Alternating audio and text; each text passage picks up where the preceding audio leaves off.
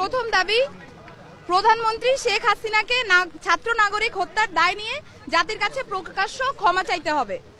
দ্বিতীয় দাবি, আইন শৃঙ্খলা রক্ষাকারী বাহিনী ও দলীয় ক্যাডার এবং সন্ত্রাসী কর্তৃক ছাত্র নাগরিক হত্যার দায় নিয়ে স্বরাষ্ট্রমন্ত্রী আসাদুজ্জামান খান কামাল, সড়ক পরিবহন ও সেতু মন্ত্রী ওবায়দুল কাদের, শিক্ষামন্ত্রী মহিবুল হাসান চৌধুরী নয়ফেল, আইনমন্ত্রী আনিসুল হককে মন্ত্রী পরিষদ থেকে পদত্যাগ করতে হবে। ইন্টারনেট শাটডাউন করে দেশে ডিজিটাল ক্র্যাকডাউন করায় তথ্য প্রতিমন্ত্রী জুনায়েদ আহমেদ পলককে পদত্যাগ করতে হবে।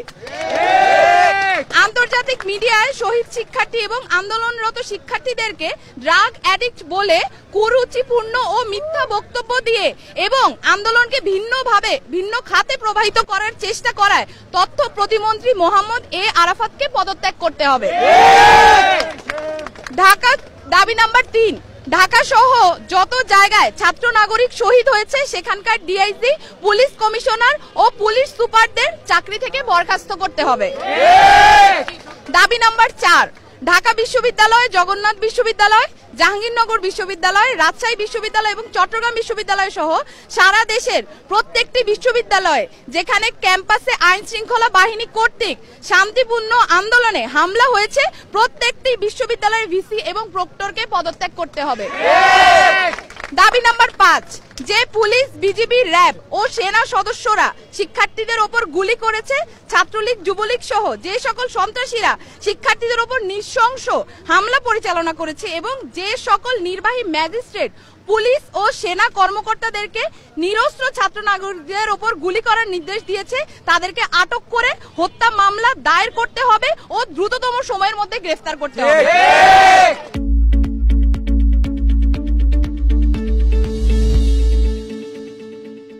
দাবি নাম্বার 6, দেশব্যাপী যে সকল ছাত্র নাগরিক শহীদ ও আহত হয়েছে তাদের পরিবারকে অতি দ্রুত সময়ের মধ্যে যথাযথ ক্ষতিপূরণ প্রদান করতে হবে। দাবি নাম্বার 7, ঢাকা বিশ্ববিদ্যালয়, জগন্নাথ বিশ্ববিদ্যালয়, জাহাঙ্গীরনগর বিশ্ববিদ্যালয়, রাজশাহী বিশ্ববিদ্যালয় এবং চট্টগ্রাম বিশ্ববিদ্যালয় সহ সারা দেশের প্রত্যেকটি বিশ্ববিদ্যালয় এবং শিক্ষা প্রতিষ্ঠানে ছাত্রলীগ নামক সন্ত্রাসী সংগঠন সহ সকল লেজুর ভিত্তিক ছাত্র রাজনীতি নিষিদ্ধ করে দ্রুততম সময়ের মধ্যে নিয়মতান্ত্রিকভাবে ছাত্র সংসদ কার্যকর করতে হবে। দাবি নাম্বার 8, অবিলম্বে সকল শিক্ষা প্রতিষ্ঠান ও হলগুলো খুলে দিতে হবে। কারফিউ তুলে নিয়ে সারা দেশের সমস্ত ক্যাম্পাসে মোতায়েনকৃত পুলিশ, র্যাব, বিজিবি, সোয়াট এবং আর্মি তুলে নিতে হবে। দাবি নাম্বার 9, বৈষম্য বিরোধী ছাত্র আন্দোলনের সাথে সম্পৃক্ত শিক্ষার্থীদের একাডেমিক ও প্রশাসনিক কোনো ধরনের হয়রানি করা হবে না, এই মর্মে অঙ্গীকার করতে হবে। ইতিমধ্যে গণগ্রেফতার ও পুলিশি হয়রানির শিকার সমন্বয়ক বৃন্দ ও ছাত্র নাগরিকদের অবিলম্বে মুক্তি দিতে হবে ও সকল মামলা প্রত্যাহার করতে হবে। এই ছিল আমাদের 9 দফা দাবি এবং এই 9 দফা দাবিকে সামনে রেখে আমরা আমাদের আন্দোলন পরিচালনা করছি এবং আজকেও আমাদের যে কর্মসূচি সেই কর্মসূচি থেকে আমরা বলতে চাই অবিলম্বে অতি দ্রুত আমাদের যে 9 দফা দাবি সেটা মেনে নিতে হবে।